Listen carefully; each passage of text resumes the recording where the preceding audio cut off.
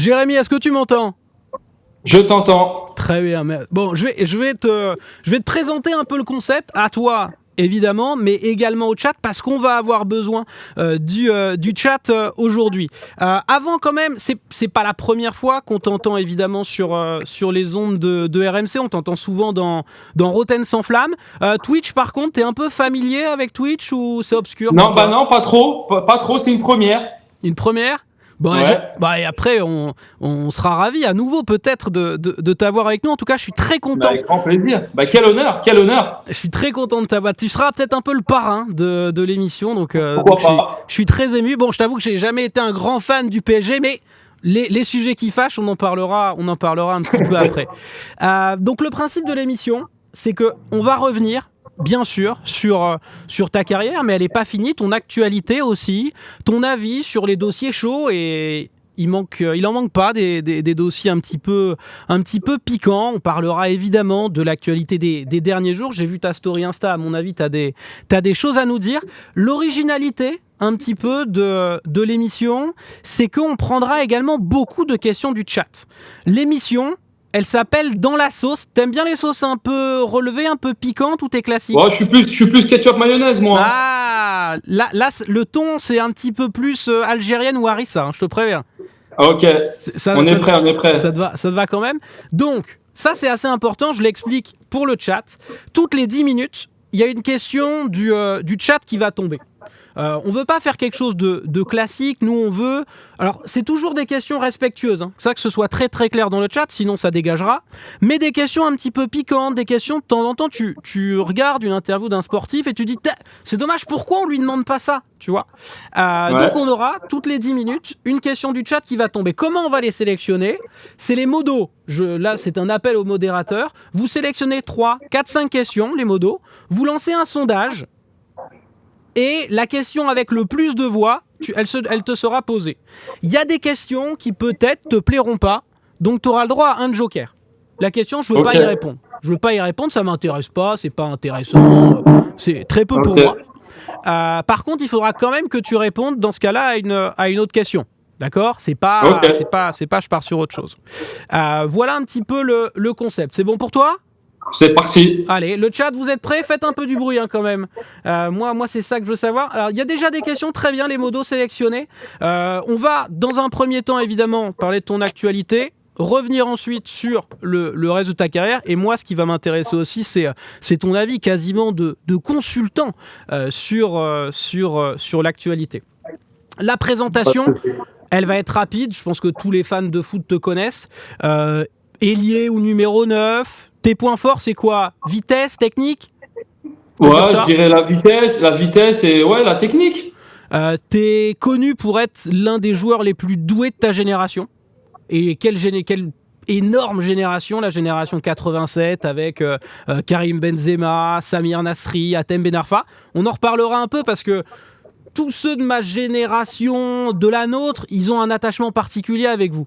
Ils ont un attachement, tu vois, un petit pincement quand on vous voit jouer, quand on voit vos highlights, quand on voit vos buts. Et c'est vrai qu'il y a un côté un peu romantique, tu vois, c'est le foot qu'on aime. Ouais. La fameuse. Ouais. T'es passé par les plus grands, les clubs immenses. T'as joué avec des joueurs incroyables, la Roma, le PSG, le Milan AC. 24 sélections en équipe de France. Ouais. Voilà un petit peu le CV du monsieur. Moi, dans un premier temps, j'aimerais qu'on parle un petit peu de ton actualité parce que c'est vrai qu'il y a pas mal de fans de foot qui ont un peu perdu ta trace. C'est vrai, ils savent pas exactement, il en est où, Jérémy Ménez. Maintenant, t'es en série B, à la Regina. Ça paraît pas illogique vu ton parcours, mais comment ça s'est fait? C'est quoi le cheminement pour que tu sois actuellement à la Regina en série B? Alors, comment ça s'est passé? Je finis la saison avec le Paris FC. Donc, on réussit à se sauver. Après, de là, le Covid. Donc, tout le monde à la maison, plus d'entraînement, plus de match.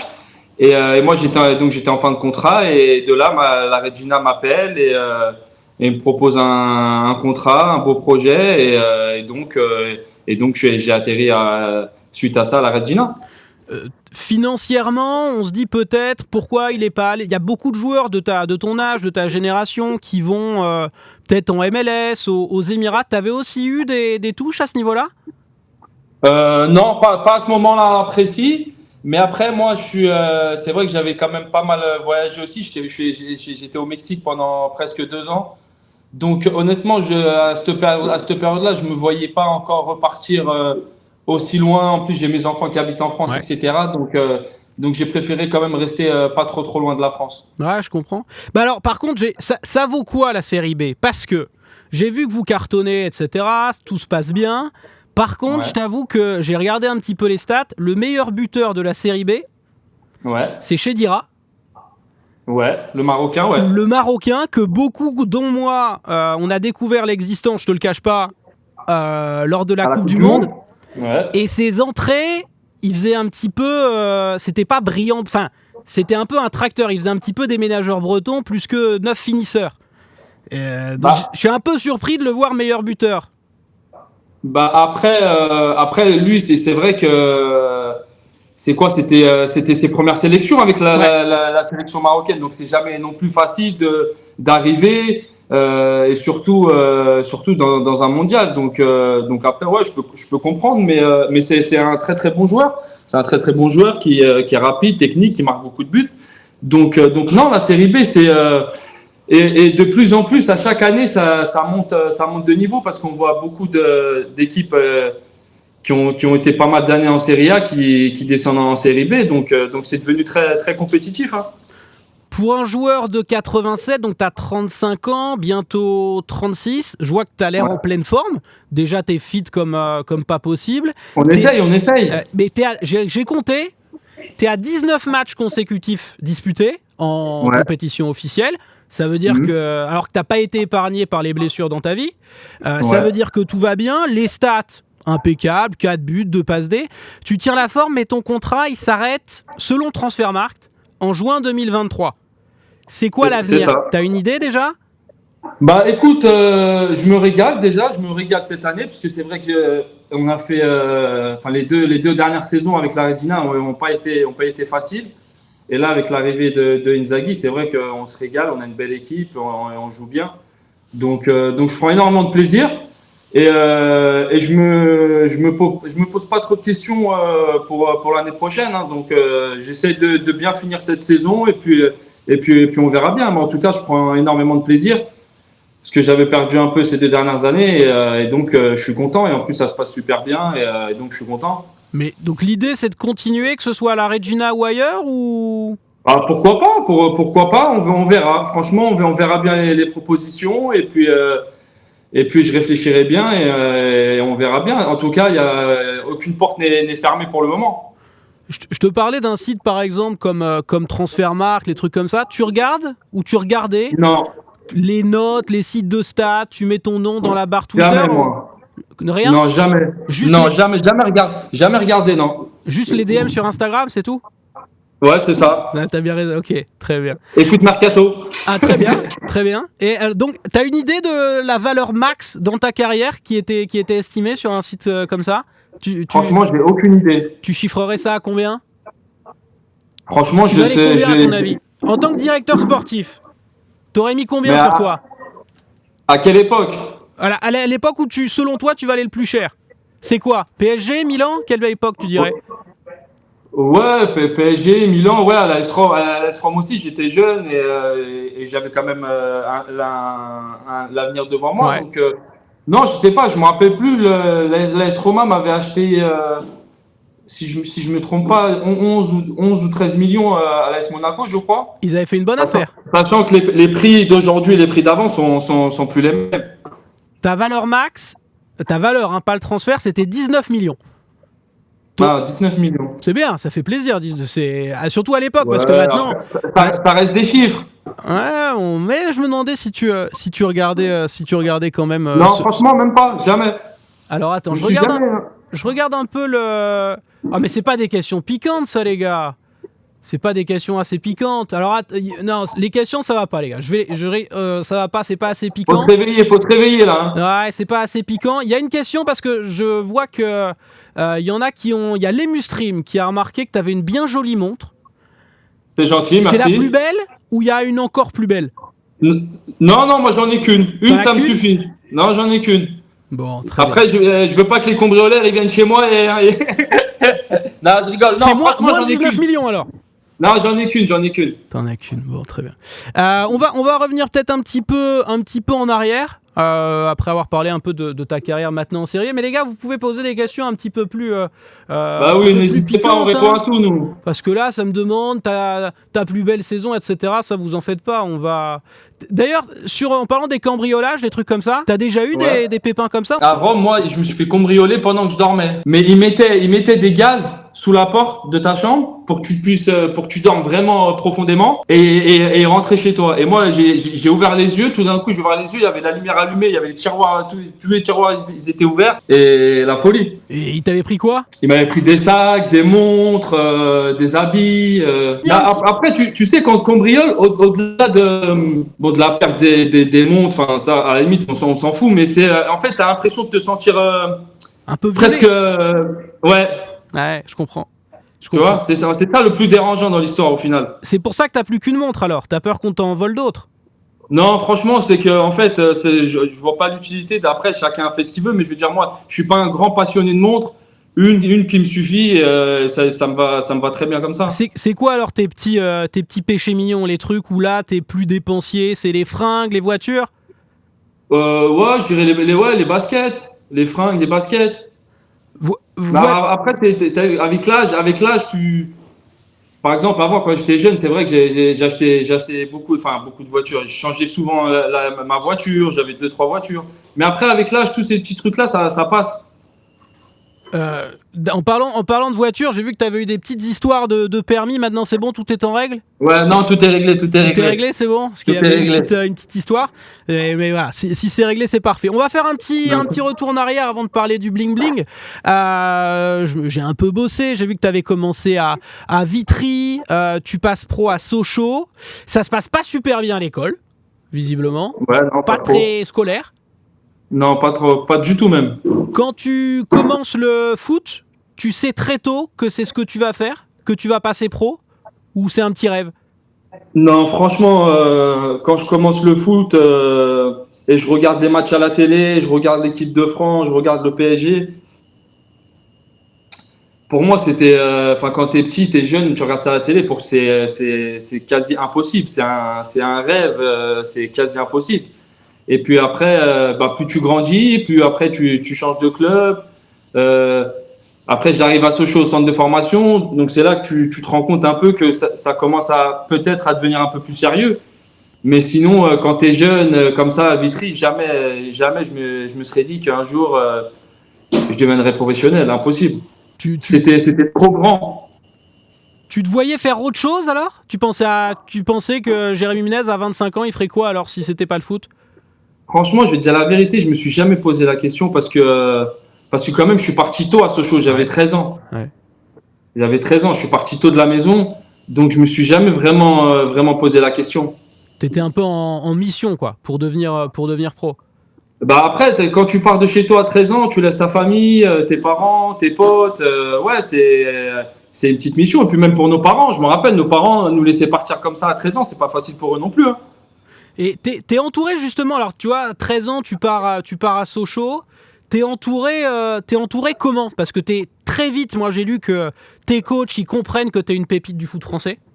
Tu fais les sélections jeunes, t'es entouré comment? Est-ce qu'il y a déjà, à 13 ans, à 14 ans, des agents qui tournent autour? Est-ce que c'est la famille, le papa? Comment ça marche à cet âge-là, pour toi? Non, à 13-14 ans, non, il n'y a pas encore d'agent. Il n'y a pas encore d'agent. Et donc, nous, on arrive. Mais ce qui est bien, c'est que le centre de formation de Sochaux, c'est un grand château. Et c'est super convivial. Donc, tu te sens vite à la maison. Et moi, cette année-là où je suis arrivé, il y avait beaucoup de jeunes de la région parisienne comme moi. Donc, du coup, on s'est vite bien adapté au final. On était tous ensemble. Et donc, voilà. Donc, non, après 13-14 ans, il y a pas encore les agents. C'est quand tu commences un peu à intégrer l'équipe de France de jeunes, que là, ça commence à devenir sérieux. Tu as les sponsors qui t'appellent, etc.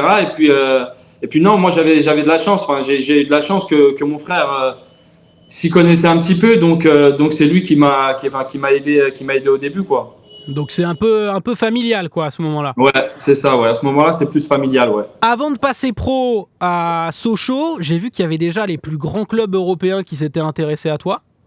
Ouais. Arsenal, United, avec Ouais. c'est Ferguson qui vient te rencontrer. Bah Ferguson est carrément venu à Paris chez mon père après pour venir voir mon père, pour essayer de pour lui dire qu'ils étaient très très intéressés par ma venue à Manchester. Donc déjà ça montre c'est quelque chose de fort. Parce que Ferguson, c'est un personnage très fort dans le football. Mythique. Mythique.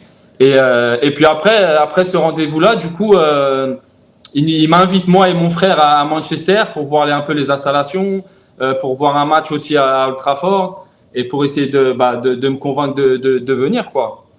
Mais au final, après, j'ai choisi de signer à Sochaux dans mon club formateur. Il y a la fierté dans l'œil du papa quand il y a Ferguson qui vient s'intéresser à son fils. Ah bah ouais. Je pense qu'il a dû être, il est très très fier et puis et ça restera, je pense pour lui un souvenir, gravé toute sa vie. Parce que même lui voir Ferguson arriver chez lui, ça a dû lui faire bizarre. Donc non, ça c'est des souvenirs qui resteront pour nous à vie.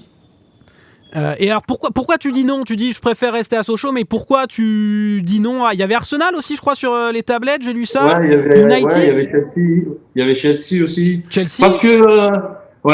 Parce que je décide de rester dans mon club formateur parce qu'à l'époque il y a eu des exemples de jeunes qui étaient partis tôt et c'était un peu compliqué. Qui avait foiré là-bas, tu veux dire? À l'étranger. D'accord, ok. Et donc je pense que c'était plus sage après conseil de mes entraîneurs, de mes parents. C'était plus sage de rester à Sochaux et de commencer ma carrière à Sochaux je me disais de toute façon si je suis bon si je suis bon dans ma carrière et je continue à progresser comme ça, j'irai sûrement un jour. Avec le recul, c'était le bon choix? Avec le recul, c'était le bon choix. Ouais, à ce moment-là, moi, je pense avoir fait le bon choix. Après, on ne peut pas savoir, mais en tout cas, pour moi, oui, c'était le bon choix. Ne pas partir trop tôt. Après, on ne peut pas savoir non plus. Ouais. Ton premier match pro, tu le disputes à 16-17 ans avec Sochaux. Ouais, c'est ça. Ouais. C'est 16 ans et demi, je crois. Ouais. La saison et demie. Il y avait un débat dans l'after, je sais pas si tu as vu, avec Roland Courbis lors du match du PSG face à Châteauroux. Lui, il était un petit peu furieux qu'on aligne des mecs en pro à 16 ans. Il disait que physiquement, c'était pas leur rendre service dans leur carrière. Toi, tu as eu pas mal de pépins, de blessures, etc. C'était trop tôt, 16 ans, à ton avis, pour jouer en pro, ou c'était le bon moment pour toi? Non, trop tôt, non, parce que quand tu es jeune et tu commences à intégrer l'équipe première, tu t'entraînes avec eux, tu as envie de jouer forcément. Après, c'est sûr qu'il faut pas non plus brûler les étapes. Mais faire des enchaînements de matchs à 16 ans, ouais, ça peut peut-être être un peu dangereux. Mais sinon, faire des entrées, jouer titulaire de temps en temps, si tu as la qualité et tu es bon, moi, j'y vois pas d'inconvénient. Bon, à 18 ans, à Sochaux, ça se passe très très bien. Tu marques l'un des triplés, le triplé le plus rapide de l'histoire pour un jeune, etc. Tout roule. À 18 ans, je te demande pas pourquoi tu quittes Sochaux pour Monaco. Je pense que tout le monde aurait fait le choix. Sportivement, j'imagine bien que c'était intéressant, mais ça fait quoi de passer des usines Peugeot aux soirées du Jimmy's quand on a 18 ans? À la Principauté? Ouais. Mais en plus, le plus marrant, c'est que moi, je suis né à Monaco. Je connais le club, l'AS Monaco, donc il y a un grand club français. Ouais. Mais je connais pas la ville. Je sais pas, la ville, je la connais pas du tout. Donc t'as une petite idée? Non, même pas. Je découvre vraiment tout quand j'arrive là-bas et je signe mon contrat, etc. Donc ça fait bizarre. Ça fait bizarre. Ça fait bizarre, mais c'est-à-dire quoi? On découvre la ville. Mercato est ouvert. Bah ouais, on découvre la ville et puis c'est Monaco avec toute sa splendeur quoi. Là-bas, le footballeur c'est le plus pauvre de la ville quoi. Ouais. Le plus pauvre, mais il a quand même son petit succès. Non mais hein? Le plus Ouais, peut-être oui, le petit succès. ouais, non, il a le succès, mais je veux dire, non, mais je découvre vraiment Monaco, moi, quand j'arrive, je connaissais pas du tout, et en plus, j'arrive à 18 ans, bah, c'est une nouvelle vie qui commence pour moi, et donc, voilà, donc je m'adapte petit à petit. T'arrives à garder les pieds sur terre avec, j'imagine que le salaire, il fait quoi? Il fait fois 5, fois 10? Ouais, si, c'était ça, c'était x5, ouais, x5, Ça fait si je me combien rappelle bien. à peu près? Bon, Mon premier contrat à Monaco, je à crois, Monaco. je gagnais, si je dis pas de bêtises, je gagnais 80 000 euros, Eh je ouais. crois. Moi, si je dis pas de bêtises. Tu gardes les pieds sur terre à ce moment-là? Ou un peu dans ta Franchement, tête, tu dis que c'était arrivé, quoi, un peu? non, franchement, je pense qu'à ce niveau-là, c'est pas pour me jeter des fleurs, mais je pense que j'ai quand même eu les pieds sur terre. J'ai toujours regardé les pieds sur terre. Mais c'est grâce aussi à mon entourage, quoi, à ma famille, mon frère qui était tout le temps là aussi. Donc ça m'a aidé aussi à avoir, enfin, surtout à garder les pieds sur terre, quoi. Et justement, avec l'entourage, tu as vu l'affaire Pogba, il y en a plein d'autres. On parle de joueurs français qui jouent à l'étranger, qui voudraient pas revenir en France parce que ils veulent pas d'avoir des amis quand ils étaient gosses, etc., qui viennent taper à la porte en demandant du pognon. Si toi, tu gardes les pieds sur terre, t'as pas de coup de pression, de nous oublie pas, on était là quand ça allait pas. T'as pas ces trucs-là? Non, franchement, non. J'étais toujours avec mes amis avec qui j'ai grandi et j'ai jamais eu de problème comme ça. Mais ces problèmes-là, c'est des problèmes qui sont arrivés récemment, hein. Assez récent? À ton époque, il y avait pas trop? Non, pas trop, hein. Ça existait. Il y a eu deux, trois histoires, mais c'était pas fréquent comme maintenant. Euh, Et puis on va pas se mentir, maintenant dans le milieu du football, il y a beaucoup plus d'argent que, même si c'était quand même beaucoup d'argent à l'époque, mais je veux dire maintenant il y en a beaucoup plus. Donc forcément et malheureusement ça attire les mal intentionnés. Attends, il y a un débat dans le chat entre 80 000 mensuels ou annuels. C'était mensuel. Non, mensuel, ouais. Ah bah oui, n'exagérons pas, c'est Monaco les gars. Tu signes pas à Monaco pour gagner cette brique par mois. Les sorties à ce moment-là, c'est facile de garder l'hygiène ou les Ouais. tentations sont trop nombreuses? Non, les sorties, bon, j'aime bien les sorties de temps en temps. Honnêtement, j'ai jamais été quelqu'un qui sortait la semaine, etc. Quand j'avais envie de sortir, je sortais après le match et je faisais ma petite sortie après le match, on avait gagné, etc.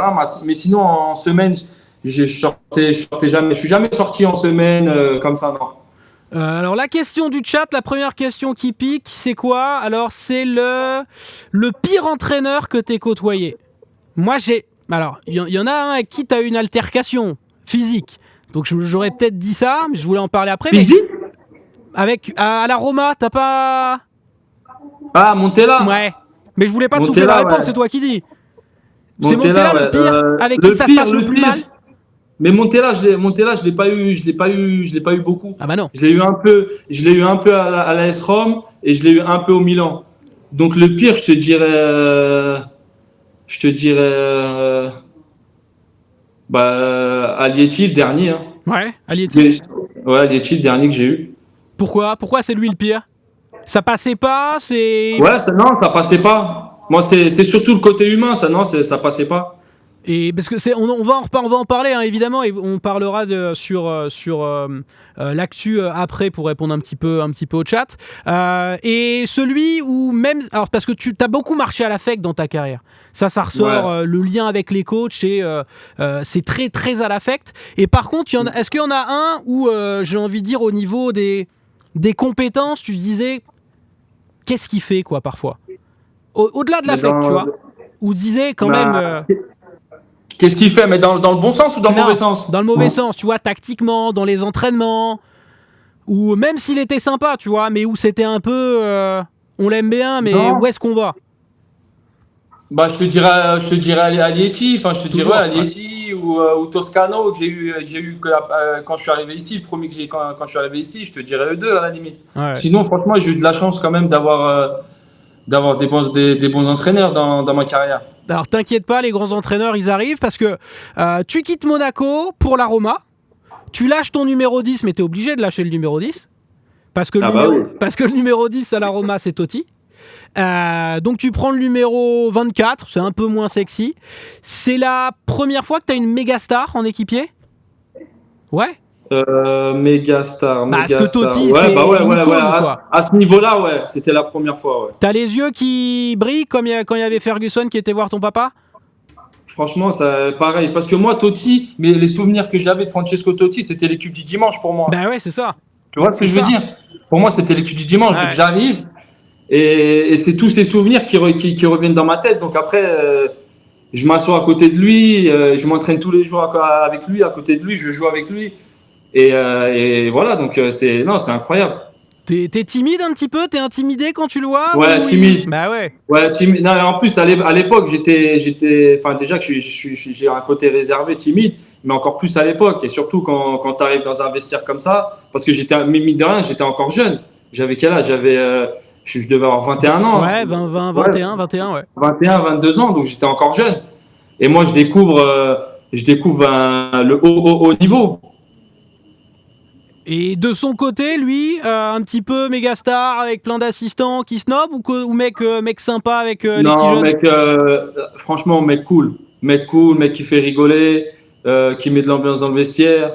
Non, franchement, au top, agréablement surpris. Et puis, c'est ça aussi, après, qui t'apaise et qui te fait relâcher un peu et tu te sens bien et puis tu apprends tous les jours. Et puis après, tu grandis avec eux non, top. Bon, j'ai vu un petit tatouage sur la main, il y a des cartes, il y a des as. Ouais. Ça joue pas mal au poker avec Totti à la Roma? On jouait beaucoup au poker à la Roma avec Totti, avec Mexes, avec Assetti. La veille de match, on jouait tout le temps au poker. La veille de match? Ah là, Ouais. c'est pas terrible. La veille? Ah, mais il fallait passer le temps. Sinon, les mises au vert, elles sont longues. Hein. Ouais. Entre vous ou enfin, je veux dire, Entre nous. avec des sous ou bien Ah ouais, avec des sous. ça A perdu beaucoup de sous, ça a gagné pas mal de sous, mais ça a perdu beaucoup de sous aussi. T'étais du quel côté, toi? Parce qu'on sait qu'il y a des footballeurs qui sont doués, des mecs comme Vikash D'Horacio, comme Kamel Meriem aussi, qui sont Kamel, ouais. Kamel Meriem, qui est un bon joueur, qui est souvent à Marrakech pour jouer. Toi, t'es quel côté? T'étais un peu tu perdais plus que tu ne gagnais ou ça allait? Non, je suis pas un grand joueur. Je suis pas un grand joueur au poker. Je te mens pas. C'était plus pour passer le temps et puis pour s'amuser quoi. Mais je suis pas un grand joueur de poker. Tu voulais pas être mal vu par Totti en lui prenant son pognon quoi. Tu voulais qu'il... Ah si, non, j'aurais bien voulu lui prendre ce pognon moi. Parce qu'il m'en a pris lui. Hein. Beaucoup. Ah, il m'en a pris quand même. Hein. À la Roma, n'hésitez pas les gars à balancer d'autres questions. Évidemment, dans 5 minutes, on va reposer une question qui pique un petit peu. On va monter en niveau. Là, c'est vrai qu'on est très ketchup mayo pour te faire plaisir, mais ça va commencer allez-y, faut pas avoir peur. À piquer un petit peu. À la Roma, ça se passe bien au début. Tu découvres la Ligue des Champions. Il y a un moment de rupture quand même. Un match un peu dégueulasse, on va pas se le cacher, face à Cagliari. La prononciation est douteuse, mais qu'est-ce qui se passe dans sa tête à ce moment-là? T'as lâché? Il y a un match où tu fous rien, tu rentres, t'es un peu nonchalant, et avec les coachs et les équipiers, ça se passe mal. Non, avec les pas avec les équipiers, mais c'est Ranieri, je crois, le coach à l'époque. Ah, c'était Ranieri. C'est Ranieri qui commence à dire il en fout pas une. Mais franchement, c'est toi qui viens de me rappeler ça parce que j'avais aucun souvenir de ce match-là, moi. Ouais. Aucun. Bah parce qu'il y avait des déclats de Ranieri qui étaient un peu... Ouais, ben après, c'était mon côté mauvais caractère, des fois, qui ressortait parce que j'étais jeune et j'étais bête. Donc des fois, ouais, ça a pu m'arriver. Ça fait partie des petites erreurs que j'ai fait quand j'étais jeune et c'est ça aussi qui m'a fait comprendre et qui m'a fait apprendre aussi à être plus cool et apprendre de ses erreurs, quoi. Le truc, c'est que t'étais un gosse, quoi. T'étais Ah un ouais, j'étais gosse. jeune. T'en as J'étais jeune. souffert de cette étiquette de joueur un peu tête à claque, nonchalant Non, t'es à claque, jamais moi. On disait que j'étais nonchalant, mais non, t'es à claque, non. Non. Mais pas que j'étais nonchalant, tout le monde me le disait. Mais après, tu sais, la nonchalance, moi, je fais pas exprès. Hein. C'est naturellement. Il gagnait 80 000 par mois à Monaco. Laurent, il me demande les sous un petit peu. 80 000 par mois. Alors, c'est Monaco, donc tout est net à Monaco. Non, nous, les joueurs français, c'était brut. Hein. Ah, c'était brut. Ah, une paille alors. Ah, et à la Roma, ça monte encore. Ouais, la Roma, ça monte, ouais. Ça monte à. Ben, en même temps, si tu perdais face à Totti au poker, il fallait financer un petit peu. Ouais, il fallait un On fait quoi? On fait x3 240, on va dire. Ouais, c'était à peu près ça, ouais. Ça commence à être un petit peu sérieux. Ou un peu moins, ouais. Bon, avec Ranieri, finalement, ça va mieux. Il saute et ça se passe pas bien du tout avec Montella, où il y a un petit accrochage physique. Qu'est-ce qui se passe? Ouais, parce qu'après, lui, moi, quand je suis arrivé, lui aussi, était avec nous dans le groupe et a mis un terme à sa carrière un peu de temps après. Donc, du coup, on a joué un peu ensemble aussi. Et puis, lui, après, devient entraîneur et du coup, forcément, il fait jouer un peu ses potes et tout. Donc, du coup, moi, je joue un peu moins. Et voilà, donc moi, j'apprécie pas et je le fais savoir. Et donc, quoi, c'est des mots qui volent à Ouais, des l'entraînement mots, ouais, et tu pètes un plomb? Non, c'est des mots. C'est des mots. Et de toute façon, c'était la fin de saison. Il restait plus beaucoup de matchs. Donc voilà. Donc ouais, c'est des petits mots. On s'est pris le bec et puis voilà. Puis après, c'était la fin de saison et donc on est tous partis en vacances. Et puis lui, de toute façon, il est pas resté. Ils ont changé l'entraîneur. Ils ont pris Luis Enrique juste après. Ouais. Donc après, je l'ai plus revu, quoi. T'as eu d'autres altercations physiques? T'as pas eu quand même énormément d'altercations physiques à l'entraînement? Non, mais jamais. Bon, très bien. T'as un peu de chance, j'ai envie de dire quand même à ce moment-là, parce que bon, à la Roma, le courant passe plus, on va dire ça comme ça. Tu te vois pas continuer? Non, franchement, à la Roma, j'étais bien parce qu'après, Luis Enrique arrive et Luis Enrique, il voulait pas que je parte. D'accord. Mais après, il y avait le PSG et la Juve qui m'appelait à ce moment-là, donc pendant la pré-saison. Et donc, du coup, après, j'ai décidé d'aller au PSG, quoi.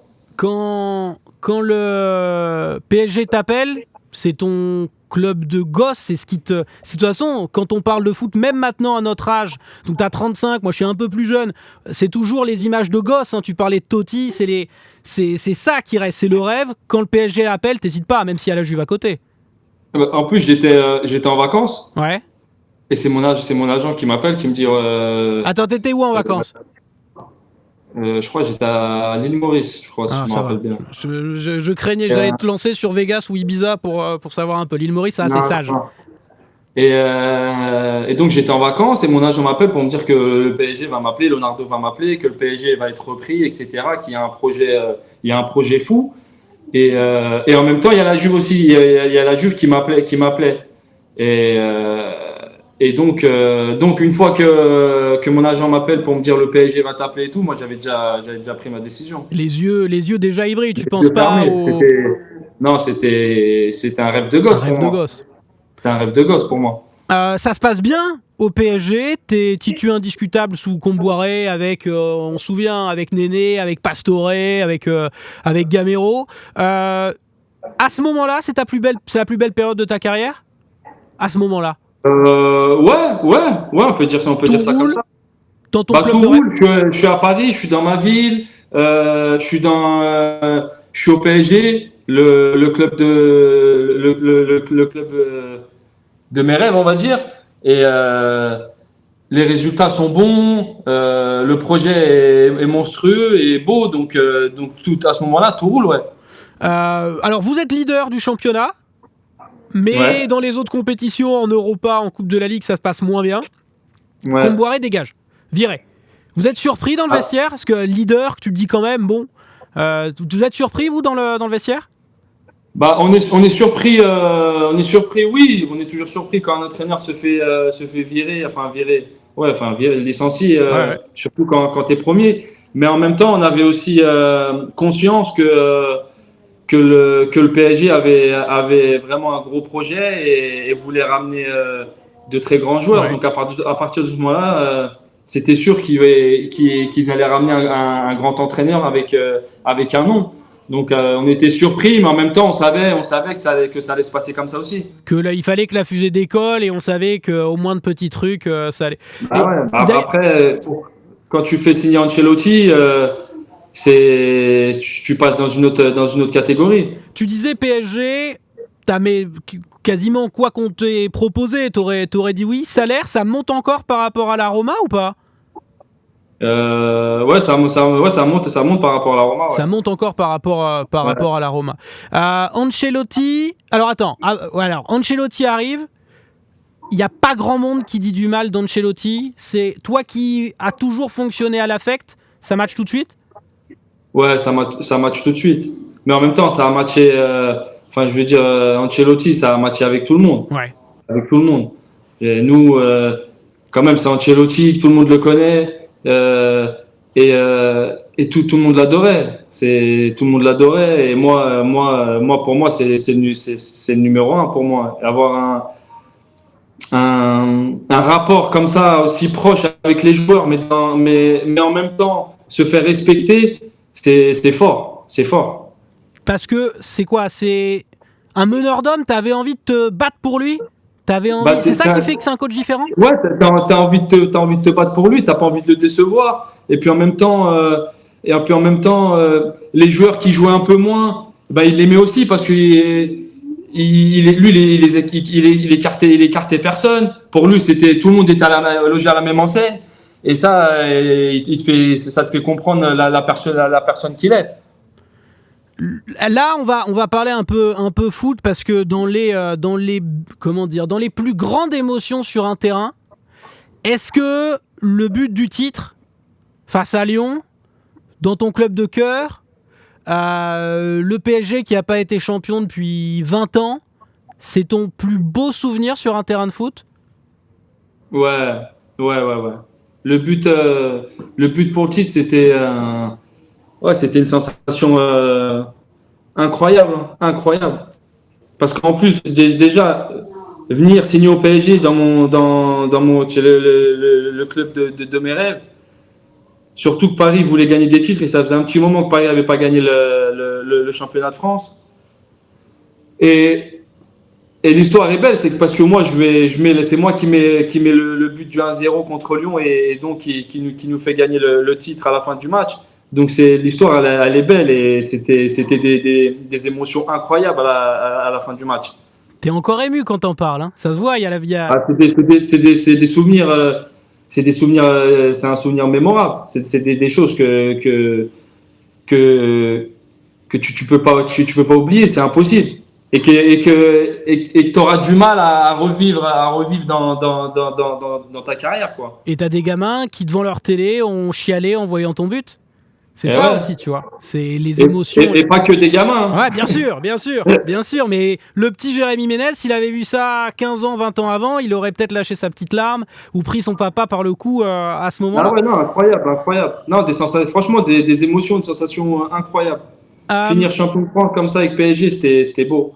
Alors, ensuite, il y a l'arrivée de Lavezzi, il y a l'arrivée de Lucas Moura pour des sommes complètement dingues, pour 40 bars, Lucas Moura. Ça se gâte un peu pour toi. À ce moment-là, on va parler concurrence, mais est-ce que tu as l'impression, quand on fait venir Lucas Moura, un Brésilien, pour 40 millions, tu as l'impression que les dés ils sont un peu pipés? Tu vois, de dire que, en réalité, si on a lâché 40 millions pour un type, on devra le faire jouer quoi qu'il en coûte. Non, pas. Je le voyais pas comme. Pas de sa faute. Mais non, ouais, voilà, non, mais je le voyais pas comme ça. Mais c'est vrai que moi ça marchait super bien pour moi et tout d'un coup, après à juste titre, PSG a envie d'avancer, donc achète des joueurs à juste titre. Et voilà, j'ai senti qu'à un moment donné la concurrence elle était plus trop saine. Et non, c'est pas de sa faute à lui, hein, mais j'ai senti qu'elle était plus trop saine. À ce moment-là. Et donc c'est ce côté-là qui me faisait le plus chier, quoi. Alors tu le sais, sur RMC, on aime bien les déclarations choc. On en a encore eu une hier. J'ai regardé un peu les images d'archives. Il y a Antoine Comboiré qui avait été viré. Il était avec Luis Fernandez. Et sur RMC, il dit à ce moment-là que tu as une attitude de petit con dans la gestion de la concurrence. Mais il dit petit con un peu comme le papa, tu vois. Ouais, non, je sais. Il le dit d'une manière affective. Pas petit con, affectueux. Mais là, à cette époque-là, il a sûrement raison. Mais le Jérémy Ménez de cette époque-là, t'entends forcément. Tu le prends bien ou tu le prends mal? Ouais, non, mais parce que je connaissais Camboiré. Et franchement, moi, j'adorais Camboiré. Même quand on l'avait en tant qu'entraîneur, j'adorais Camboiré. Donc non, mais je savais qu'il le disait sur ce ton-là. C'était plus affectueux et plus pour on va dire, pour me mettre un petit coup de pied aux fesses, quoi. Mais gentiment. Mais à cette époque-là, il avait sûrement raison. Avec le recul, maintenant que t'es daron, etc., t'es d'accord avec lui, t'aurais dû mieux faire dans la gestion de la concurrence à cette époque-là? Faire différemment? Ouais, sûrement, ouais, bien sûr, parce qu'après, c'est pas tout le temps de la faute des autres. Il y a aussi un peu de la mienne, hein, c'est sûr. Hein.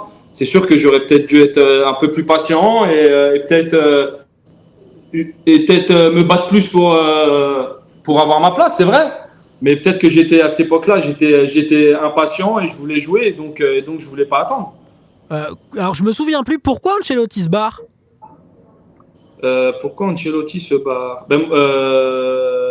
Parce que lui et Leonardo, ça allait pas terrible. Ils n'avaient pas un super rapport. Et moi, je me rappelle, on joue contre Porto en Ligue des Champions. Ancelotti, mais il prend moi et Ibra juste avant l'entraînement de la veille du match, et il nous dit comme ça, il nous dit les gars, demain faut que vous me fassiez gagner parce que sinon je prends la porte. Donc il avait ce rapport-là avec vous. Il avait le rapport. Ah ouais, carrément. Zlatan et toi, il vous a pris à part et il vous a dit. Avant Porto, c'était un match de Ligue des Champions. Il a dit demain, faut que vous me faites gagner. Faut que vous me faites gagner le match parce que sinon je prends la porte demain. Vous aviez gagné? Ouais. Et finalement, il a. Non, et après il est resté, il a fini la saison. Mais il n'avait pas un rapport top avec Leonardo, donc je pense que ça aussi, ça l'a un peu saoulé. Et du coup, il est parti. Hein. Donc ensuite, c'est Laurent Blanc qui arrive. Laurent Blanc qui fait appel à. On parlera de l'équipe de France de la génération 87 bientôt, mais il y a l'arrivée de Laurent Blanc. Bon, t'as pas d'a priori négatif sur Laurent Blanc. Il avait fait appel à toi en équipe de France, donc c'est censé bien se passer. Ça se passe pas bien. Non, ouais, ça se passe pas bien, mais après, pas non plus que de sa faute à lui. Il y a aussi un peu de la mienne. J'étais sûrement impatient, je voulais jouer. Après, je m'étais blessé aussi au dos. Je me suis fait opérer en tout début de saison au dos, donc ça aussi, ça freine un peu, ça freine ma préparation. Et après, l'équipe commence le championnat et gagne les matchs, donc après, ça devient compliqué de rentrer dans l'équipe. Ça, c'était ma dernière saison avec le PSG. C'est quoi comme coach, Laurent Blanc? Parce que tu disais, en gros, un mec comme Ancelotti, quand je t'entends, t'as l'impression que tu laisses tes tripes sur le terrain pour lui, t'as envie de te battre pour lui, Ancelotti. Laurent Blanc, comment ça se passe? Il n'y a pas trop de rapport avec Laurent Blanc. Au niveau humain, il n'y a pas trop de rapport. C'est plus avec Gasset. Ouais. Le rapport, c'est plus lui qui fait le rapport entre joueurs et entraîneurs, si tu veux. Mais avec Laurent Blanc, personnellement, il y en a pas beaucoup. Et du coup, la saison se passe comme ça.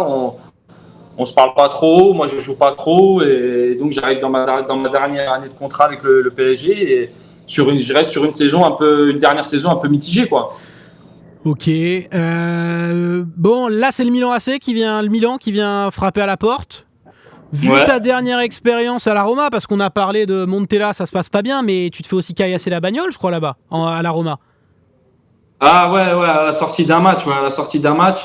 J'étais avec moi, en plus, il y a un mec qui nous attendait à une station-service. Il a acheté une pierre, il avait laissé son scooter de l'autre côté de la route, il a acheté la pierre sur le pare-brise, il est parti en courant, il a pris son scooter et il est parti. C'était quoi? C'était un fils d'un dirigeant qui voulait que tu te barres?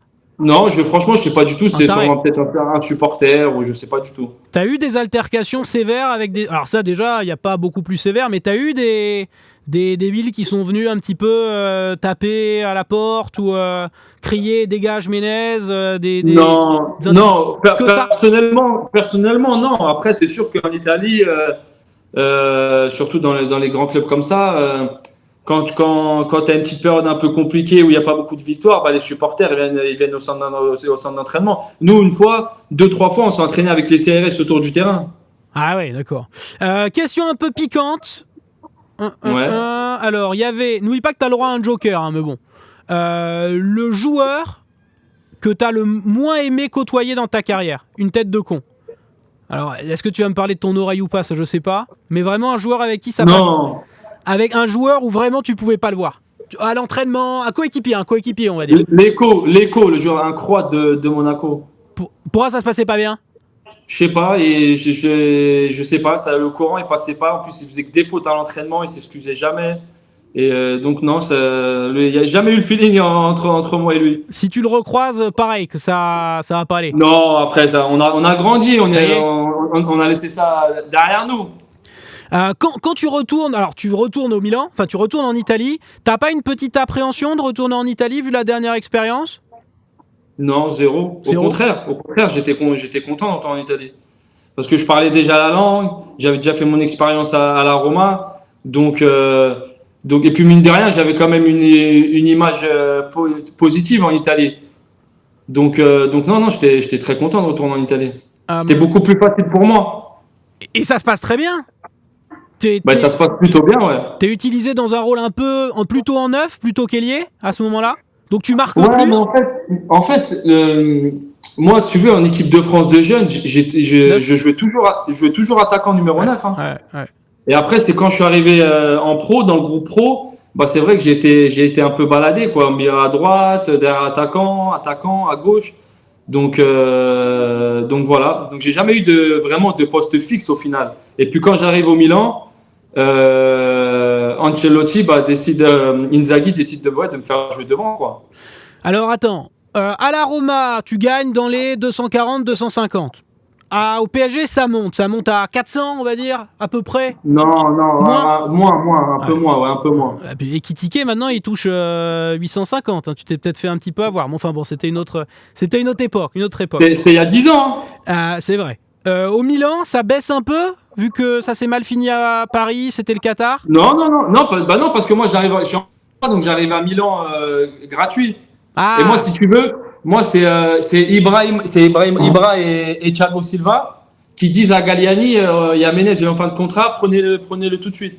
Ah, donc avec on va dire les piliers, les cadres du vestiaire du PSG, ça se passait toujours impec avec Zlatan, avec Ibra. Ah, toujours. Mais moi, j'ai toujours eu des bons rapports avec tout le monde. Hein. Mais ça veut dire quoi, des bons rapports? Tu partais en vacances avec certains de ces équipiers-là?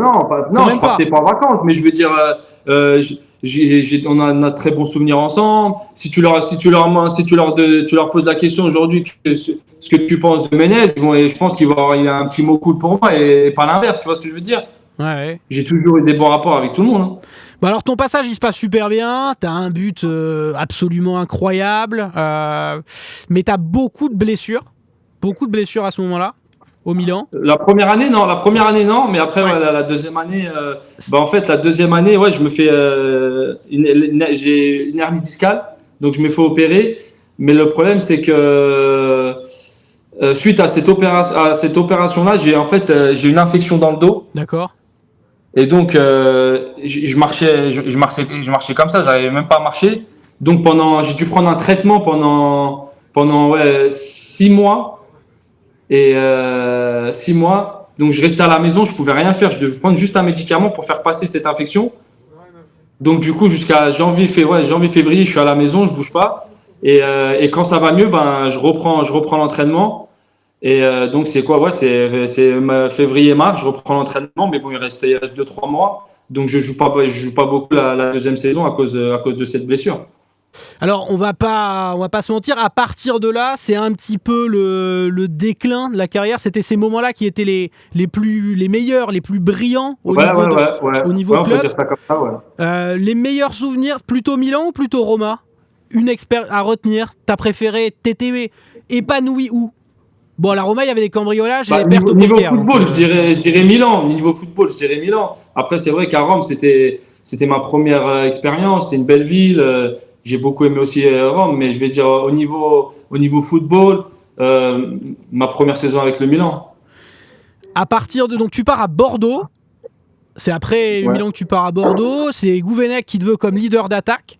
Ça commence pas terrible avec Ndong j'ai revu les images, qui te marche, à mon avis volontairement, sur la gueule. À mon avis, il essaie déjà de te mettre un taquet juste avant. Non, franchement, je pense pas. Je te remontrerai ça. Il essaie déjà de te mettre un beau petit taquet, sérieusement. Et après, on va dire que ça me semble pas très naturel la chute. Toi, et il t'arrache un bout d'oreille. Bah en fait, si tu veux, il m'arrache un bout. Enfin, il a failli m'arracher un bout d'oreille. Mais si tu veux, la peau, un bout de mon oreille s'est détaché, si tu veux,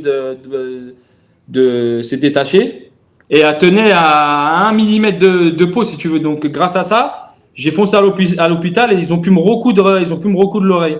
Ouais, ça s'est joué. Mais sinon, ouais, à 1 millimètre de peau, je perdais vraiment un bout d'oreille.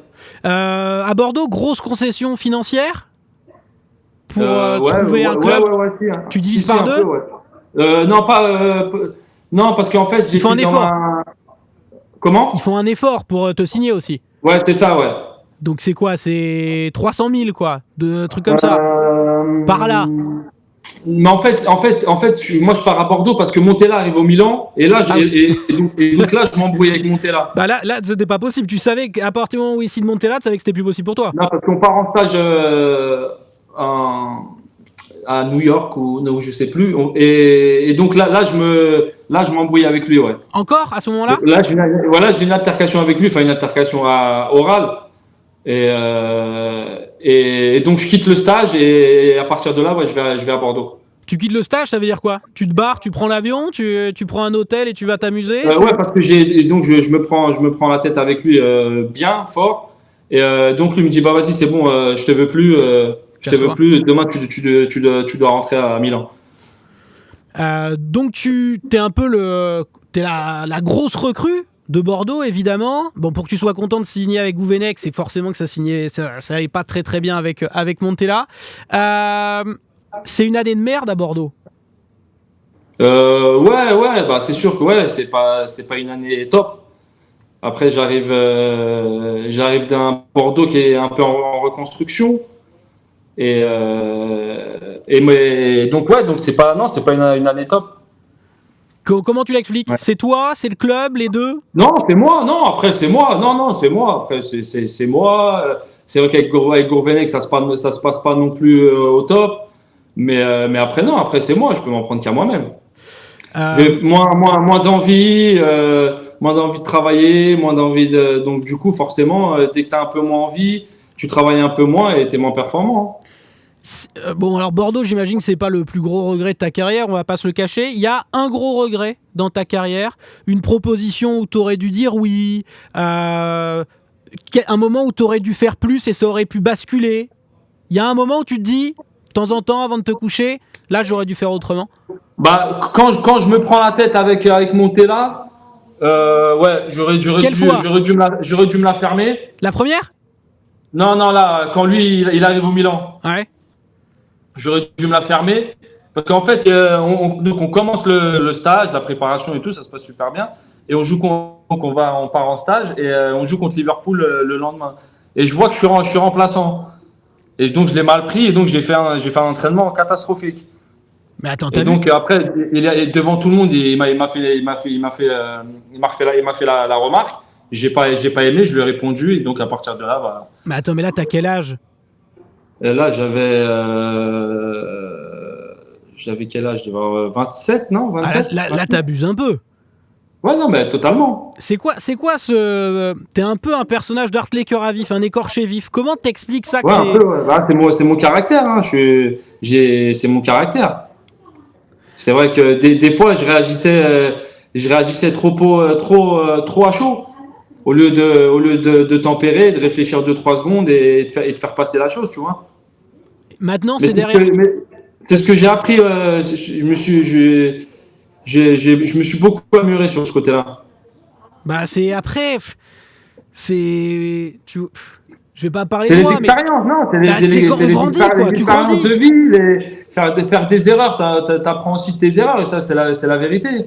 Donc j'ai appris de mes erreurs et voilà, des fois j'aurais dû me la fermer, je me la suis pas fermée et ça m'a joué, ça m'a joué des tours, c'est sûr. Bah, après, tu grandis, tu deviens papa. Forcément, tu t'assagis. On était tous un peu Ouais. débiles à cet âge-là. Mais l'entourage, il te dit quoi? Les agents, la famille, ils disent Jérémy, t'abuses, prends sur toi? Ou on n'ose pas Ouais, trop non, mais dire de toute quoi que ce façon, tout soit? le temps, hein. Et tout le temps, mon frère, mon père, ma mère, ils me le disaient tout le temps, hein. Mais après c'est comme ça, c'était moi et j'étais comme ça. Et des fois, je réagissais trop à chaud. Alors après Bordeaux, tu vas à Antalya Sport. Antalya, je crois que c'est une ville, je crois que je suis déjà allé. Je crois que c'est la plage, quoi. C'est beau, Antalya. Ouais, ouais. T'y vas C'est dans un peu, c'est dans le sud de la Turquie. c'est balnéaire, quoi, on va dire. C'est balnéaire, exactement. Qu'est-ce que tu vas foutre dans ce projet, sincèrement? Parce que j'ai regardé avec le recul, tu vois Eto'o. Il y a Eto'o, c'est ça? Il y a Eto, ouais. Il y a Nasri. J'ai lu Ouais. que tu voulais faire venir Atem aussi à ce moment-là. Ouais, il m'avait demandé, ouais. C'est quoi? Atem, t'avais demandé, Ben Arfa? Non, là-bas, le président m'avait demandé si c'était possible de demander à Thèbes, etc. C'est quoi? C'est un peu colonie de vacances l'idée là-bas? Vraiment, je veux dire, c'est une belle offre financière? Non, bah après, non, c'est pas forcément que les vacances, mais après, niveau financièrement, c'était intéressant. Un championnat de Turquie, c'était quand même un championnat regardé. Donc je me suis laissé tenter par l'aventure. Alors c'était bien Il y payé, avait mais Eto, donc tu vois, tu te dis, il y a Eto quand même. c'est quoi ce vestiaire Euh, de fou aussi? Qu'est-ce qui se passe dans le vestiaire? Eto, on voit maintenant que il y a quand même un peu d'ego, on va dire. C'est l'image que j'en ai. Tu vois? beaucoup. Un peu Alain Delon, quoi. Un peu parle de lui à la troisième personne. Il y a Samir qui a dans sa carrière eu des hauts et des bas. Il y a toi, l'écorché vif. Tu voulais faire venir Athème. Enfin, le club voulait faire venir Athème. Bah, regarde, au final, on a fait quoi? On a fait 4-5 mois et on est tous partis, hein. T'as des anecdotes? Enfin, je veux dire, là vraiment, j'ai l'impression que ce vestiaire, c'est une cocotte minute. Ça se passait bien entre vous? Non. Ah, il y avait William Vainqueur aussi. Ouais, mais William Vainqueur, il est moins écorché vif que vous. Ouais. Non, mais je veux dire, en tant que Français, etc., il y avait Ouais. aussi William Vainqueur. Ah bah, Non, mais des anecdotes, franchement, pas spécialement parce qu'on n'est pas resté longtemps. Bah, après, moi et Samir, on vivait dans l'hôtel du président, un super hôtel. Et, vous viviez à donc, l'hôtel déjà. Ouais. ouais, on vivait, mais c'était un hôtel, de vacances, hein. Ah bah j'imagine, hein, c'est Antalya. Hein, Il y avait quoi? Il devait y avoir 7 piscines, il y avait 8 restaurants. C'est un hôtel incroyable. Donc nous, on vivait à l'hôtel et on était tout le temps ensemble, quoi. Et c'était quoi, petit cocktail au bord de la plage au lieu d'aller à l'entraînement? Non, quand même pas. Attends. Mais en fait, si tu veux, il y avait la durée. Dans l'hôtel, il y avait le magasin La Durée. D'accord, ok. Et tout était gratuit pour nous. On pouvait prendre ce qu'on voulait. Ouais, c'est le Club Med en fait. Le Club Med Ouais, avec c'était un des peu salaires. Club Med, ouais, c'était un peu Club Med. Ouais, c'est ça. Ouais, c'était un peu Club Med. D'ailleurs, Leonardo, qui est quoi, directeur sportif ou. Ah non, ouais, après, Leonardo Harid, non, c'était l'entraîneur. C'est l'entraîneur? Il Ouais. dit Samir Nasri, William Vainqueur, Jérémy Ménez ne s'entraînent pas souvent et ne prennent pas Antalya Sport au sérieux. C'est vrai? Vous alliez pas souvent à l'entraînement? Vous étiez malade? Non, mais on était tous les jours à l'entraînement, mais peut-être qu'on n'était pas sérieux, c'est la vérité. Mais en même temps, moi, bon, on était bien parce on était entre nous, mais là, moi, j'ai pas kiffé mon aventure en Turquie à Antalya. Non. T'étais payé quand même? Tu recevais le chèque ou pas? Parce que souvent. On était payé, mais les 2 derniers mois, ils nous ont pas payé. C'est pour ça qu'après, on a décidé de partir. Mes amis, on a décidé de partir. Et t'as des histoires justement, parce que souvent quand dans ces clubs-là et tout, est-ce que t'as des histoires un peu de transferts rocambolesques justement, où on te promet un truc, ça vient jamais? Non. Il y a que Antalya où t'as pas été payé, quoi, ce qui est pas terrible. Ouais, il y a que Antalya, ouais. Et encore, c'était les 2 derniers mois. Alors après là, tu pars au Mexique dans la foulée? Je pars au Mexique dans la foulée, ouais, au mois de décembre ou début janvier, ouais. Alors, je vais pas. C'est la bonne période pour aller au Mexique. C'est pas une mauvaise idée. Je te le cache pas. Moi, ce que je retiens du Mexique, on s'en fout. mais c'est les vidéos. Les vidéos de toi en soirée. Je te le dis, moi, le seul souvenir que j'ai, c'est ça. Les vidéos, moi, je m'en fous. Ma question, c'est qui filme et publie ça? Parce que tu vois, on parlait d'entourage tout à l'heure, mais tu disais, je suis bien entouré, etc. Ouais. Mais c'est quoi? C'est des gens qui veulent te nuire? C'est des gens qui veulent du pognon? Non, mais en fait. C'est vendu un tabloïd? Non, mais en fait, moi, j'étais en vacances à cette époque-là. J'étais en vacances. T'es pas au Mexique? Donc, non, mais la vidéo, j'étais en vacances. Ouais, mais on te filme quand même et on se. Enfin, Ouais, c'est une personne qui est pas de mon entourage. D'accord. Qui a filmé, mais nous, on faisait même pas attention parce qu'on était. En soirée. En fait, c'était une soirée maison. Il y avait une maison avec piscine, donc on était en mode soirée, donc on calculait même pas, tu vois.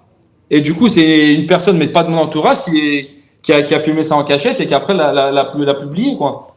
Qui l'a vendu? Qui l'a. Non, je sais même pas. Mais je sais même pas. Moi, je l'ai vu. Je l'ai vu. Enfin, j'étais choqué. Je savais même pas.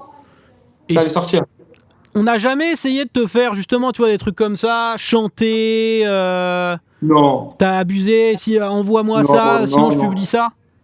En même temps, non. Il y a pas non plus. Il y a rien de spécial à publier. Mais, Je non, te mais mens pas. bah le truc. Mais c'est- non, ça m'est jamais arrivé, non. Bah t'as entendu je sais pas, des équipiers ou des trucs comme ça, parce que tu vois, il y a les, alors c'est pas pareil, mais il y a l'histoire avec Valbuena, il y a pas mal d'histoires comme ça. Toi, t'as jamais été touché par ce genre de trucs, ça t'a jamais pollué? Même indirectement, jamais. C'est pas une mise en cause, hein, quand je dis ça, hein, vraiment, c'est pas Non, je sais, non, non, moi, franchement, jamais. Non, franchement, je te l'aurais dit. Hein. Ouais. Franchement, je te l'aurais dit, mais franchement, jamais, ça m'est jamais arrivé. Alors attends, on va prendre une question du chat, une question piquante un petit peu. Qu'est-ce qu'on a? T'as le droit à un joker, hein, t'inquiète. Le plus gros regret du club... Ah, ouais, plus gros regret du club joué, un truc où t'aurais jamais dû y foutre un pied. Là-bas, au Mexique? Bah non, Antalya. Antalya, c'était pire? Ouais. Non, au Mexique, moi, j'étais bien au Mexique, moi. Ouais. Ah, c'était bien le Mexique, hein. La plus grosse somme perdue au poker. T'as le droit de zapper une question. J'ai dû perdre, à l'époque de... Quand on jouait ensemble, au Misover, j'ai dû perdre 100 000 euros, un truc comme ça, 100 000, ouais. C'était du cash game? Vous mettiez des... Ouais, c'était cash game. En fait, nous, on joue au poker à 5 cartes. Ah, le 5 card draw. Et ça monte super vite. Bah ouais, bien sûr. Et avec des... Et ça, c'est quoi? C'est en interne ou au casino à Vegas? Non, c'est dans la chambre, ça, c'est mise au vert. Ah ouais, donc... C'était belle, les mises au vert à 100 000 euros. Hein. Bah après, bon, tu gagnes bien ta vie, hein, on va pas te plaindre. Ouais, mais 100 000 euros, c'est de l'argent quand même. Hein. Et t'es comment après? Tu transpires un peu quand même? Tu te dis, qu'est-ce que j'ai branlé à... Ah, je lui donne, mais j'ai pas envie de lui donner quand même. Hein. Mais après, t'es obligé. Tu vas retirer 100 000 en cash? Hein. Tu fais un virement? Hein? Non, ouais, au chèque. Chèque? Bon, ça ouais. va, il passe à la banque, c'est l'essentiel, mais ouais. Il y avait des dépenses un peu folles de ton côté? Une belle bagnole, t'adores l'Italie? Ouais, c'était les voitures, ouais, je me suis fait quelques kiffs sur les voitures, ouais, c'était les voitures, moi. C'était quoi? Pour les adeptes de automoto? Non, ouais, j'ai Ferrari, Mercedes, Bentley, enfin, les voitures... Les voitures qu'on voit, quoi, tu vois. Ouais, bah, t'aimes l'Italie, on va pas te jeter la pierre. D'ailleurs, t'aurais aimé découvrir, alors tu peux peut-être encore le faire, mais un autre championnat majeur comme, je sais pas, l'Angleterre, l'Allemagne, j'imagine pas trop. Ouais, l'Angleterre, j'aime bien, l'Espagne aussi, je pense que c'est un jeu qui me correspond aussi, l'Espagne. Après, un regret, non, c'est comme ça, mais c'est vrai que ça aurait été pas mal de découvrir aussi un autre championnat. Ça aurait été pas mal. Quand t'étais gosse, t'étais supporter du PSG, mais on a le droit aussi de supporter un petit club étranger, un gros club étranger quand on est gosse. Bah moi, franchement, c'était Manchester. Ah, United? Ouais, j'aimais bien Manchester. Et quand Ferguson vient te voir, tu dis non? Ouais, non, je dis non. Et en plus, à l'époque... Ils avaient... Ah ouais, mais attends, c'était... Ils avaient déjà un... Ouais, mais Ronaldo, c'était pas le Ronaldo, mais il était déjà à United? Si, il était là, Ronaldo. Il venait d'arriver, en plus. Il venait d'arriver, Ronaldo. Ça faisait quoi, 1 an, je crois, ou 6 mois qu'il était là. Mais bon, il avait pas encore explosé. Ça... Ouais, non, il n'avait pas explosé, mais tu voyais déjà que c'était un phénomène. Mais pour toi, à cette époque-là, si on te disait plutôt Totti ou Ronaldo, t'étais plutôt Totti parce que c'était l'émotion. Comme modèle. À quel niveau? Au niveau footballistique? Comme modèle, je veux dire, tu vois, comme. Comme ouais, bah oui, ouais, c'est Totti, ouais. Bon, on va revenir un petit peu. Bon, Paris FC, y a pas grand chose à dire. Tu reviens parce que c'est la France, c'est papa. Je reviens parce que au Mexique, je suis loin de mes enfants. Ouais, bah ouais. Et donc, je décide de revenir. Le Paris FC m'appelle. Et donc, je reviens à Paris. Paris FC m'appelle et je décide de signer au Paris FC. Même en plus, ils étaient derniers du championnat, donc c'était un peu compliqué. Mais comme l'entraîneur à cette époque-là, c'était Bazdarevic, que moi je connaissais déjà depuis Sochaux, je décide de signer au Paris FC. Je suis très terre à terre, mais le Mexique, pourquoi tu signes là-bas? C'était ta seule offre? Financièrement, c'était bien? Non, ouais, financièrement, c'était très très intéressant. On restait sur du 300 000, quoi, ce genre-là, sur des. C'est à peu près ça, ouais. Ouais, c'est ça. Pas de problème de paiement? Non, pas de problème de paiement, pas du tout. Très bien. Il y avait des. Non, là-bas, c'est bien organisé. Non, bien. Et la vie au Mexique, parce que tu vois que c'est bon, c'est vrai que quand tu regardes les infos au Mexique, tu te dis sécuritairement. Tu faisais venir tes gosses au Mexique ou pas? Ouais. Pendant les vacances scolaires, je les faisais venir. Après, franchement, au Mexique, quand tu restes à ta place, tu manques de respect à personne, il t'arrive rien. Mais il y avait déjà les Gignac et tout ou pas encore à ce moment-là? Ouais, il était là-bas, Gignac déjà, ouais. Et ça, parce que tu disais par exemple, j'ai pas signé à United parce qu'il y en a, ça se passait pas bien. De voir des joueurs pour qui ça se passait bien au Mexique, ça compte aussi? Bah, ça compte un peu. Ça t'encourage ça t'encourage à signer, on va dire. C'est plus, c'est mieux. Et puis en plus, je l'ai au téléphone avant de signer. Il m'a parlé, il m'avait dit beaucoup de bien du Mexique, du championnat et du football mexicain. Donc, en plus, financièrement, je vais pas te le cacher, c'était très intéressant. Ouais, donc voilà. Donc après, je suis parti là-bas. Et maintenant, PFC et maintenant Regina, l'avenir, on va voir. On va revenir. T'as encore un tout petit peu de temps? Allez. Vite fait, sur la génération 87, je suis obligé quand même. Donc la génération 87, c'est Karim Benzema, Tembe Narfa, Samir Nasri, toi. Des talents fous. Des talents complètement fous. Probablement la génération la plus douée du foot français. Souvent pointé du doigt comme étant les vilains petits canards. Un peu... c'était l'image... Vous en souffriez de cette image à l'époque? Non, je pense pas parce que c'est ce qui a fait notre force aussi, c'est qu'on était un peu on était insouciants un peu. Nous on voyait sur les journaux, dans la presse, on voyait, mais on portait pas plus d'importance que ça, je te dis la vérité. Et puis c'est ce qui faisait notre force aussi. Et vous avez toujours été soudés entre vous parce que tu as joué avec Samir, tu as essayé de faire venir Hatem, je vois qu'avec Karim, vous mettez des photos de vous deux. Entre vous, ça s'est toujours bien passé? Ça s'est toujours bien passé. Après, il y a eu des fois, il y a des petites périodes où ils parlaient pas à l'autre et tout, mais sinon, ça s'est toujours bien passé. Toujours bien passé. On s'envoie des messages. Des fois, on se voit un peu de temps en temps quand on peut. Non, ça s'est toujours bien passé. À cet âge-là, donc vous êtes champion d'Europe U17 en 2004. Tu pressentais que ce serait Karim Benzema qui aurait la plus grosse carrière ou pas? Non, à cette période-là, pour nous, c'était Hatem le plus fort de tous. C'était Hatem? Ouais, c'était Hatem. Lui, c'était vraiment, c'était notre Messi à nous. Ouais. Vraiment, c'était ce qu'il faisait avec le ballon, c'était incroyable. Comment t'expliques alors que ce soit Karim qui ait eu la carrière qu'il a? Il avait une plus travailleur, plus. Ouais, la façon, ce qui a fait la force de Karim, c'est qu'il a jamais rien lâché. C'est un gros bosseur et il y a pas de secret. Hein, c'est ce qui a fait la différence et c'est pour ça qu'il en est là aujourd'hui. Hein. Il a jamais rien lâché. Au-delà d'avoir ses qualités de buteur. Etc. Mais il a jamais rien lâché. Ça a toujours été un bosseur. Il faisait toujours plus que les autres et c'est ce qui l'a amené où il est aujourd'hui. Hein. Parce qu'à ce niveau-là, du talent, vous en avez tous en fait. Sans vous le dire, c'est pas méchant, mais c'est pour ça que nous, à un moment donné, même si je pense qu'on est tous heureux et fiers de ce qu'on a fait, mais je pense qu'à un moment donné, c'est ce qui a été c'est ce qui nous a un peu ralenti, nous, dans notre carrière. C'est on travaillait un peu moins, on avait moins envie. Et donc, du coup, après, t'es moins bon. Et quand t'es moins bon, après, petit à petit, tu descends. J'ai une petite question pour toi, une question bonus, sinon tu te manges 2 questions piquantes. Ça te va ? Dis-moi. Je vais tester ta mémoire. Est-ce que tu te souviens de votre 11 de départ de champion d'Europe face à l'Espagne ? T'as le droit à une erreur. Kostic dans les buts. Ouais. Thomas Mangani, arrière gauche. Il jouait arrière gauche à l'époque ? Ouais. Steven Tico dans l'axe. Avec. Il y avait Akakpo aussi, je sais plus, mais je crois qu'il a joué à droite, Akakpo. Ouais, t'es bon.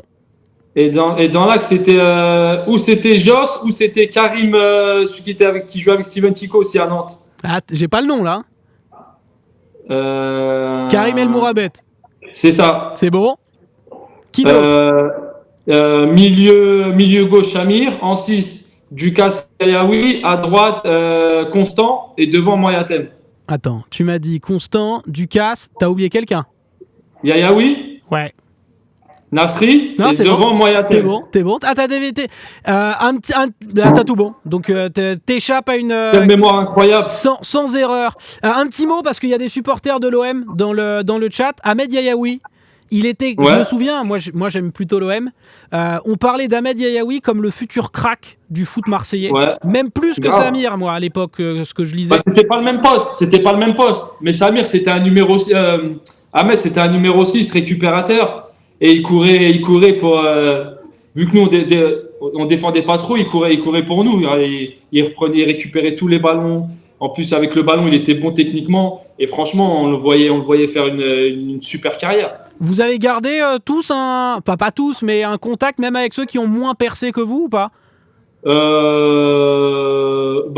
Avec Steven Tico, ouais, de temps en temps sur un. Après, avec les réseaux sociaux, maintenant, c'est plus facile, tu vois. Donc, des fois, tu commentes une petite publication ou une story, mais après, avec tout le monde, non, mais quelques-uns, ouais.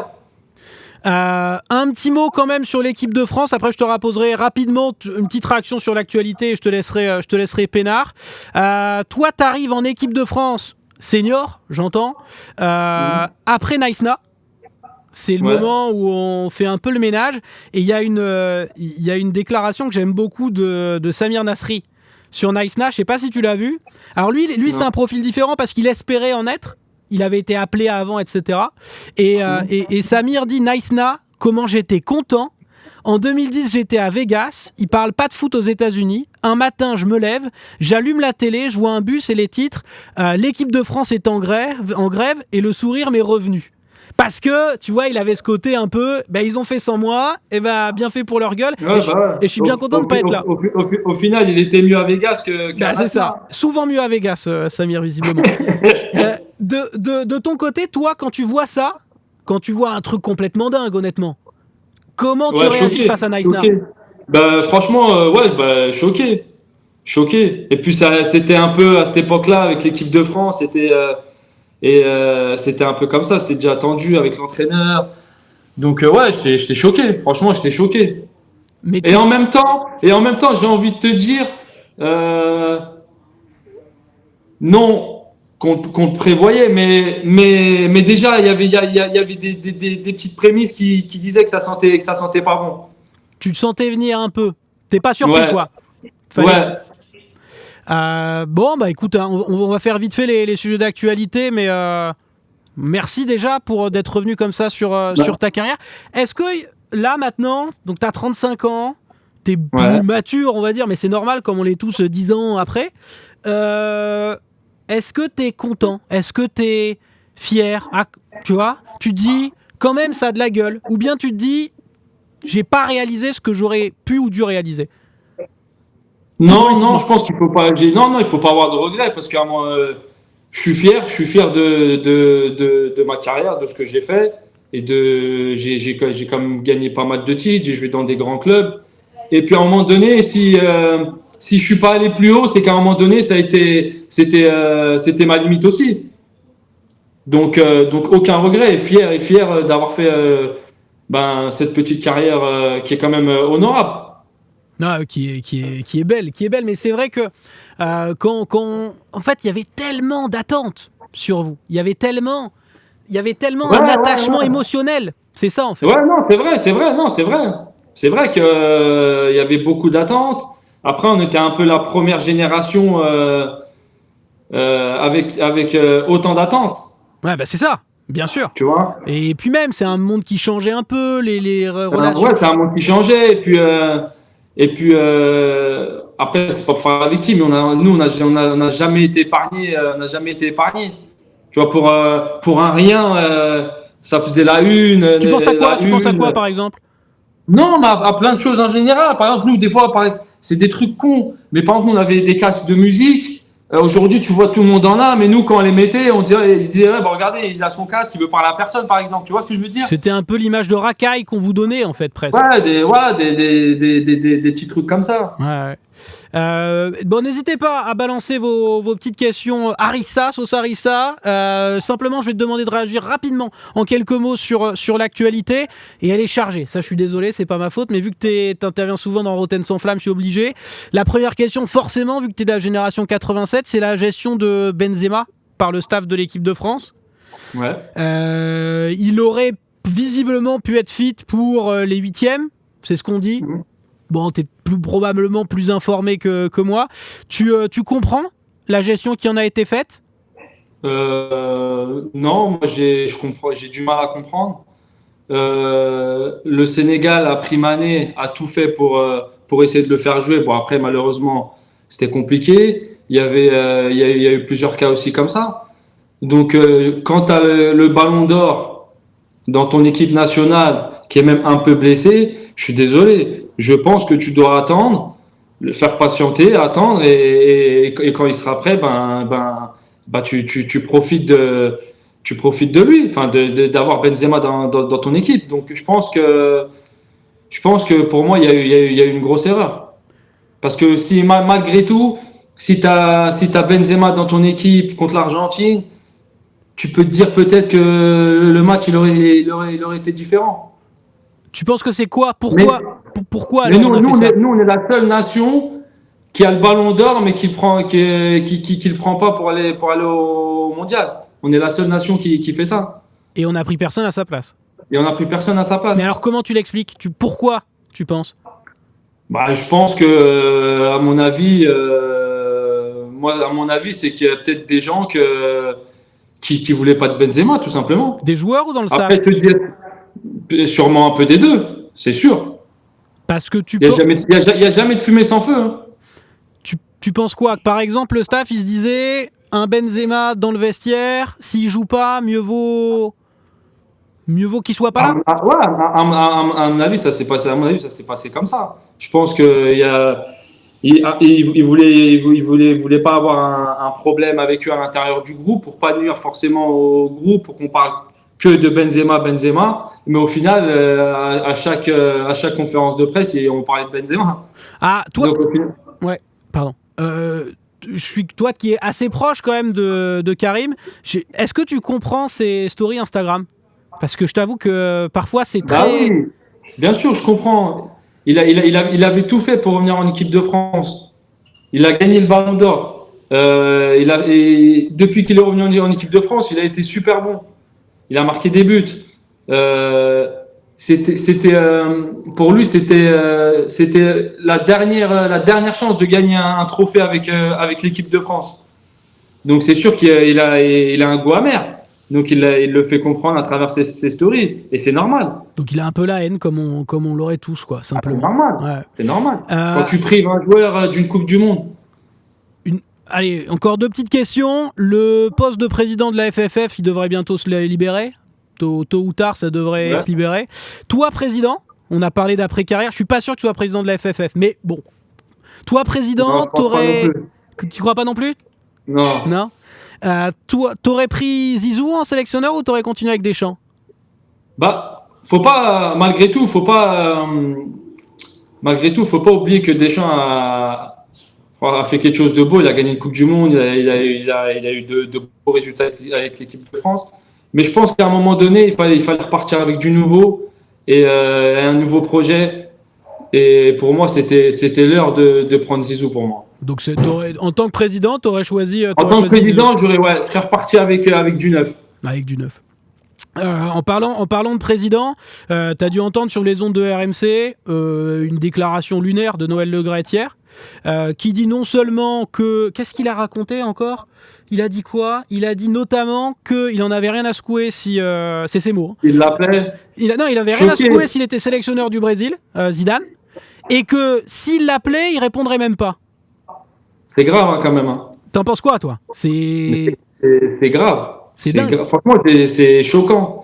C'est choquant et de toute façon, c'est un peu à l'image de ce qui lui arrive cette dernière année.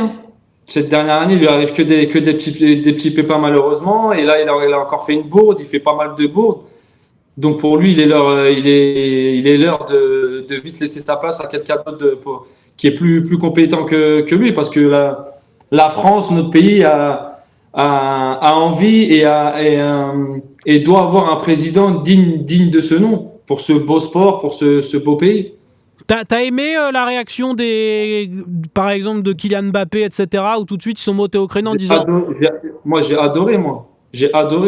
C'est beau et c'est bien. Et tout le monde a suivi de toute façon. Enfin, tout le monde a réagi de la même manière et c'est normal. Mais c'est bien d'avoir fait en premier, tu vois. Enfin, un mec comme qui, c'est bien. C'est bien. Ça fait du bien de voir des choses comme ça. Ouais.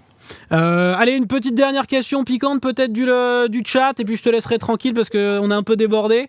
William qui nous dit: quel joueur avec qui tu as joué était le plus surcoté? C'est dur, mais c'est la petite question Harissa, on va dire. Genre un joueur, on en faisait des tonnes, tu peux me dire Lucas, mais finalement ça valait pas 40 millions. Ouais, Lucas. Je souffle aussi, j'aurais pas dû. Ouais, Lucas. Merci en tout cas beaucoup, Jérémy, d'être... pour cette émission. Merci à toi, c'était un grand plaisir de t'avoir avec nous. Plaisir partagé. Et puis n'hésite pas, si t'as... J'avais dit 1h25 un jour à tuer, tu seras toujours bienvenu chez nous. Avec grand plaisir, merci beaucoup.